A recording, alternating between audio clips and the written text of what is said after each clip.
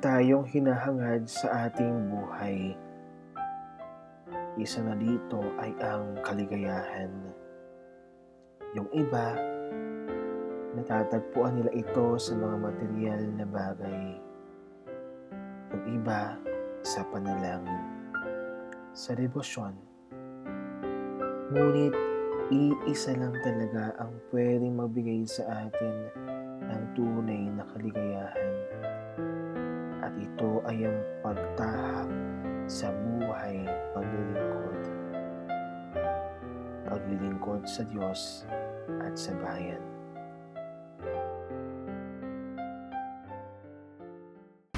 Ako si Alfredo Rosales, parokya ng San Roque, Pateros, Metro Manila. Dito ako isinilang sa Pateros at lumaki, nakapag-aral sa Pateros Elementary School, nakapagtapos sa Rizal High School at age of 16. Nakumbina na ako ng mga legionaries sa Pateros na mag-legion. Tandang-tanda ako noon. Nung childhood ko po, talagang kinukuha na po ako na yung pong sa simbahan na mag-serve po. Pero habang nag-aaral po ako, nagiging hindrance po talaga yon. Tapos nung mag-asawa po ako, kasi ang apostolada po ang mother-in-law ko eh. So, andun po yung paniniwala namin na may Panginoon talaga. Nagsisimba po kami every Sunday. Kaya lang, hindi po kami makapag-serve ng... Madalas po kami nagtatanong na bakit hindi tayo ganun? Kasi noong wala pa kami sa simbahan, kami, strike anywhere. At saka yung relationship namin ng pamilya ay napaka-rough ang relationship namin. So since kami ay na-invite dito sa simbahan para mag-serve, doon unti-unti, hindi naman biglaan, kundi unti-unti na naging maayos ang takbo ng pamilya namin. Nagkaroon ako ng sakit sa puso, yung tinatawag na barado. Kailangan ng bypass operation. 3 buwan akong talagang hindi makakilos. Nakuha kong paglabanan yan, yung mga depression at saka yung pagtitiwala sa Panginoon na siya ang nagbigay ng buhay, siya rin ang pwedeng kumuha ng ating buhay. Hanggang sa naoperahan nga ako, nabigyan ako ng panibagong buhay, another chance para mag-serve kay Lord.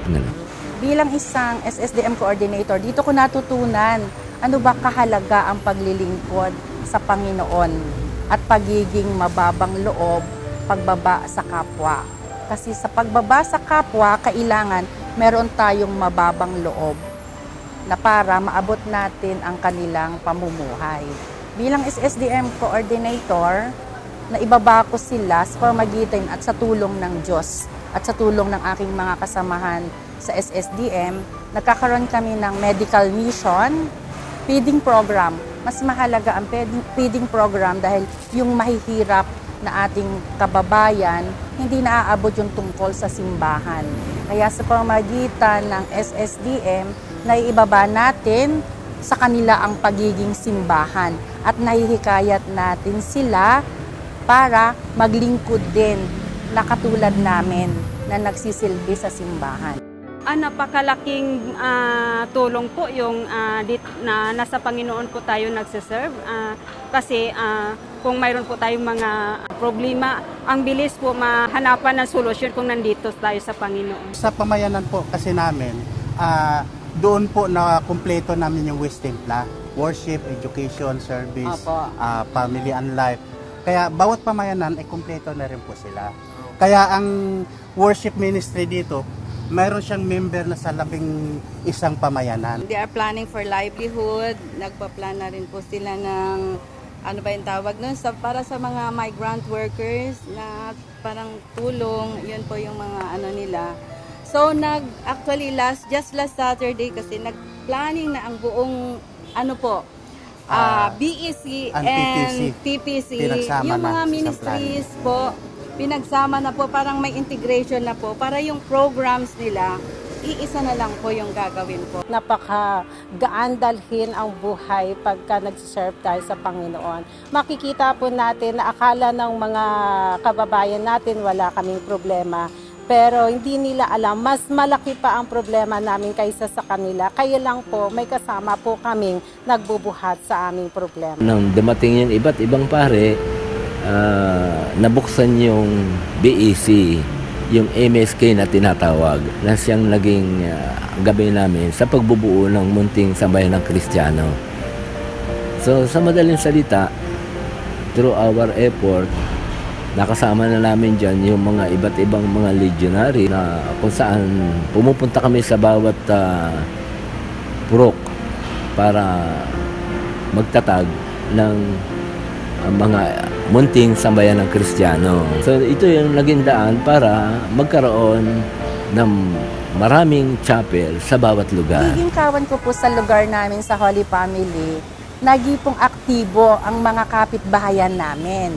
Kasi po nang inilunsad po yung Biblia Rasal na nagbahay-bahay kami sa pamamagitan ng paglipat ng Mama Mary, nakakakompose po kami ng 4 na pamilya sa isang meeting at nagkakaroon po kami ng active participation dun sa mga aktibidades ng tungkol sa BEC sa pamamagitan ng sharing, sa pamamagitan ng pakikinig ng salita ng Diyos na i-apply po nila yung napapakinggan namin sharing, nakakaroon po sila ng parang lesson about dun sa mga sharing ng bawat pamilya, lalo na ang tatay.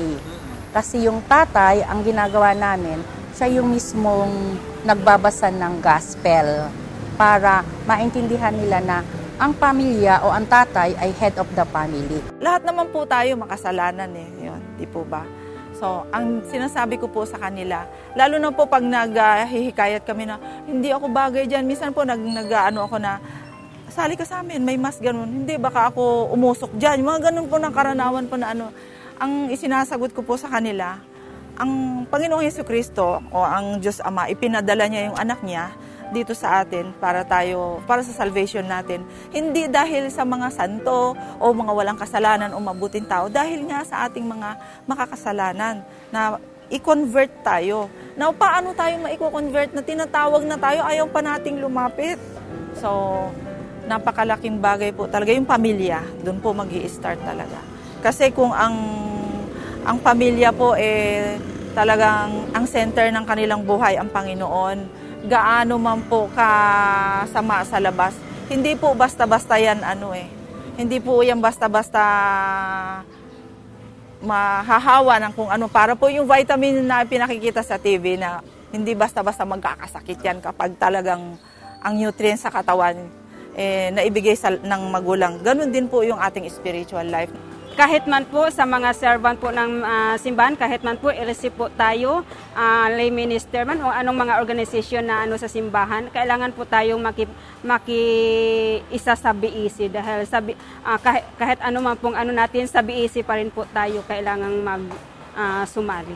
Ang lagi ko pong dinadasal, Father, lalo na po pag nasa harap po ako ng adoration, ang lagi ko pong dinadasal talaga na tuwing umiikot po ako sa BEC na marami po akong maakay ng mga pamilya. Yun po ang lagi ko dinadasal. Sa akin naman po, Father, dinadasal ko po na sana ko anuman po ang na-experience namin bilang lingkod dito sa simbahan, o ganun din po ang maranasan nila. Yung saya, yung inspirasyon, yung strength na nararamdaman namin araw-araw, sana maranasan din po nila yon. Pero hanggang kailan nga ba tayo maglilingkod? Hanggang may lakas po ako, hanggang gusto po niya. At kaya ko pang lumakad, kaya ko pang magturo, magsisilbi po ako. Kaya ko po yung sarili ko. Hanggat kaya ko yung sarili ko na gampanan ang tungkulin ko bilang MBG, bilang kawan leader, at bilang katikista, at sa pamilya ko at sa aking kapitbahay, gagampanan ko po hanggang sa abot ng aking makakaya. Hindi kami napapagod and hindi namin iniintindi matindi rin po ang trabaho because alam namin na lahat ng mga natatanggap namin ay galing sa Kanya. Kung hindi na, siguro sabi namin, hindi lahat ng Kristiyanong Katoliko ay nabibigyan ng chance to serve. At ito, ang ginagrab namin na opportunity na, sabi namin, ang swerte natin. Habang buhay. Habang buhay po. Si Lord na pong bahala, Father.